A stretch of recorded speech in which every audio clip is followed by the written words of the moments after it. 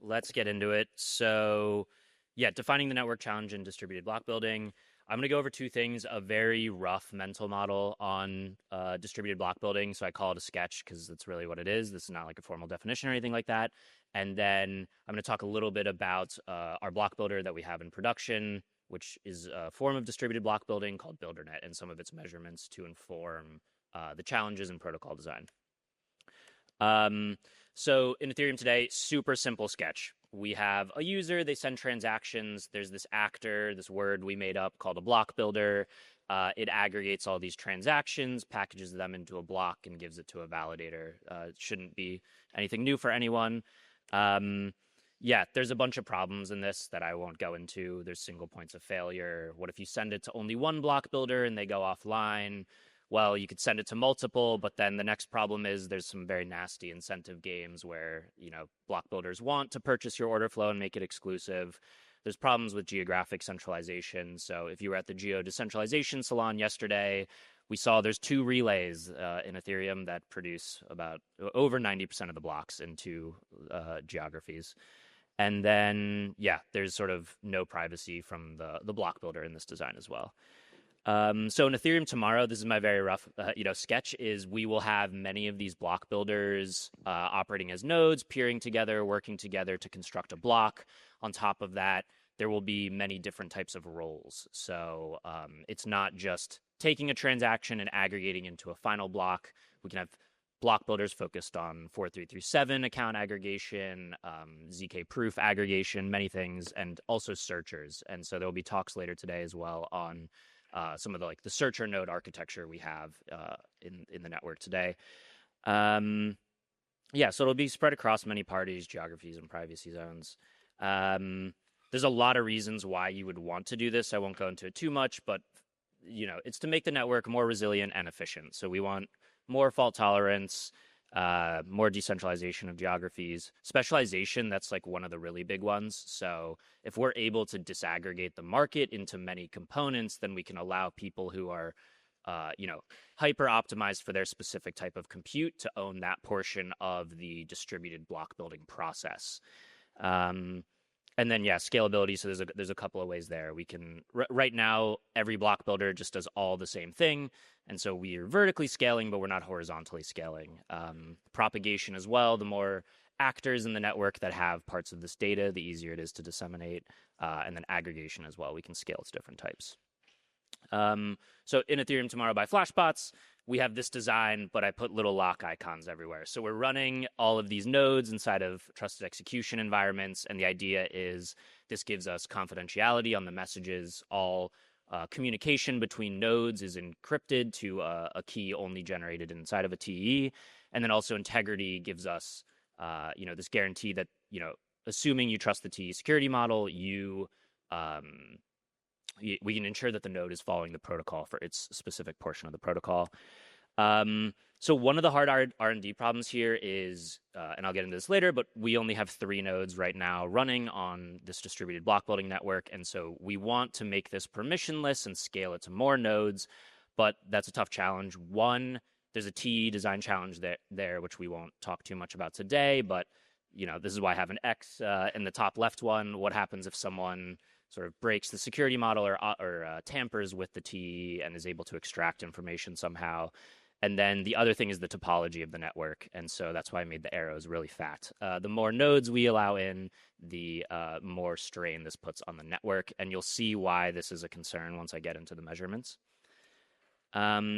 And then hard R&D problem number 2, and I think this one is one of the core ones that motivates why we've been looking into anonymous broadcast or very interested in that part of the discussion, is we can ensure 2 block builders are inside of a TE and they're following the protocol rules. And so we know if one gets a transaction, it must propagate it to the other, and it must include it in the block how the software defines it to. But one of the challenges is you can do censorship on the network level. So you can basically, look at the metadata of this transaction flow, and you can say, this market maker always comes from this IP, and their trades are always very good. So I'm going to delay them for some amount of time. And it's also another question of how much MEV you can actually extract with these techniques, but it is a challenge. So yeah, we're designing for two different problems which can benefit from realistic parameters if only we had some. Let me get into it. So what is BuilderNet? I won't define it a ton. If you want to read the docs, that's a QR code you can check out.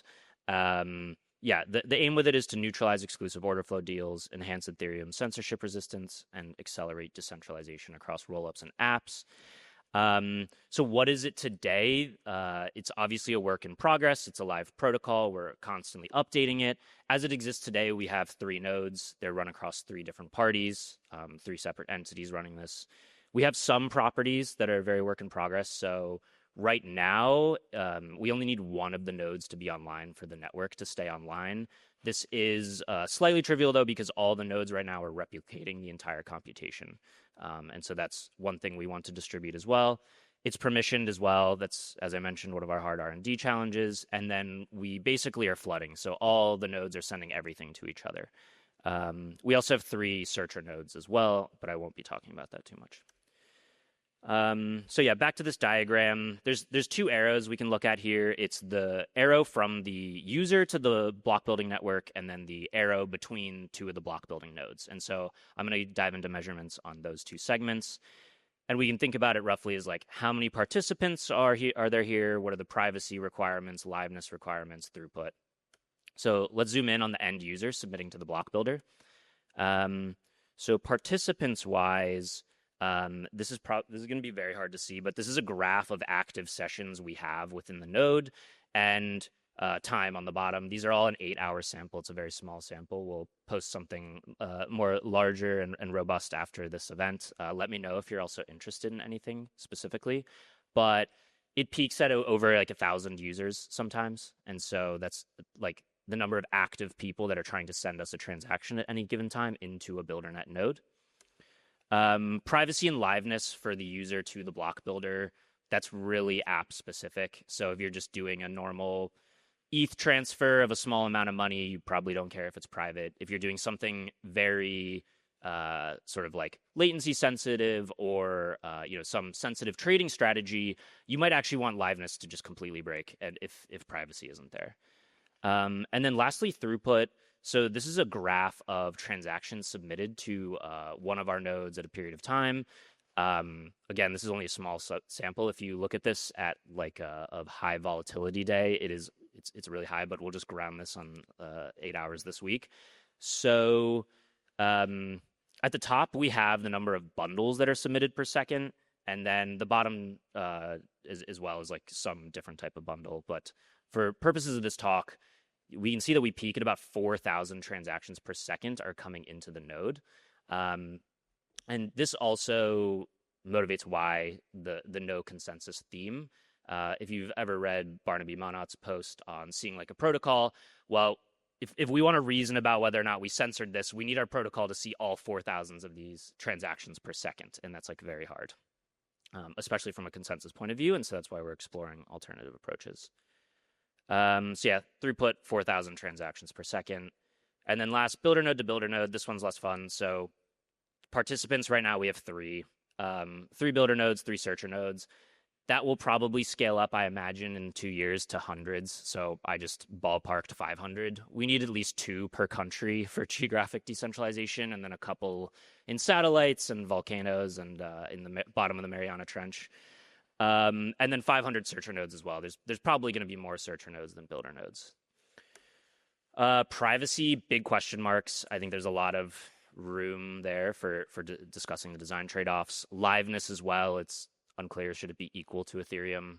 Obviously, if it goes offline, Ethereum shouldn't go offline. It should fall back into something.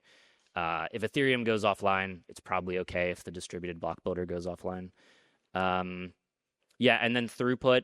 So this is a graph of requests per second per peer from BuilderNet nodes, and this peaks at about 2,000 for the same time period. I was interested in digging in why this wasn't almost equal to the amount of transactions sent in, and it's because we're doing some type of like batching under the hood of transactions we're sharing between nodes. So yeah, 2,000 transactions per second. Yeah, that's all the data. Actually, I'll zoom back in on this for a second. So yeah, we probably need to be in the hundreds of nodes for anonymous broadcast in the distributed block building network. Getting your order flow in is probably an order of magnitude higher. And then both of these roughly need to be in the like thousands of transactions per second if they want to work in production. So yeah, I think when you're discussing protocols later today, I think about this range: 500 peers, 4,000 transactions per second. Cool, that's it. All right, great stage setting. Of course, a lot of these numbers, given that how many minutes that I saw dmarz spend on writing those slides, I would advise, dmarz, you should totally publish this with a blog post with more of the data and the context shared. But if you're interested in like any of the block building today in production, like these kind of real world measurements, you feel free to ask dmarz any questions now or follow up, of course. Yeah. Consider me your data dealer. Yeah. Okay. And cool. I guess we have yes, the next session: are existing consensus protocols censorship resistant, or do we need a new one? Perfect. Okay, cool. Yeah, where are they? Oh, yeah. Oh, sorry. There is a question. Sorry, I didn't see the hand. Well, perfect. I just wanted to ask if you could speak a bit more on the bottlenecks. Sorry, I'm right here. Could you speak more about the bottlenecks that lead to only achieving 4,000 transactions per second, and what are the most immediate priorities for increasing that? I see. The bottlenecks for only seeing 4,000 per second? Yeah. Well, Ethereum L1 just doesn't have that's really the activity. I mean, we accept as many, we have scaled these instances up as much as the traffic we see in. And so the network itself is just not doing much more than 4,000 transactions per second. Is there a theoretical limit to that, or to how many that can be sent in? Yeah. Well, the amount that can be included is dictated by the gas limit in the block. How many that can be sent in, it's really just the resource constraints on the machine. So how many active sessions can you come in? What's your bandwidth constraints? These types of things. And then right now, to answer your question on bottlenecks, yeah, right now because we are flooding all of our nodes with so much communication, we basically can't add in any more nodes unless we start handling this in a somewhat smarter way. These nodes also need to keep up with the Ethereum execution layer, peer-to-peer layer, and they also need to keep up with the consensus layer, P2P layer as well. So, yeah. Okay, thank you.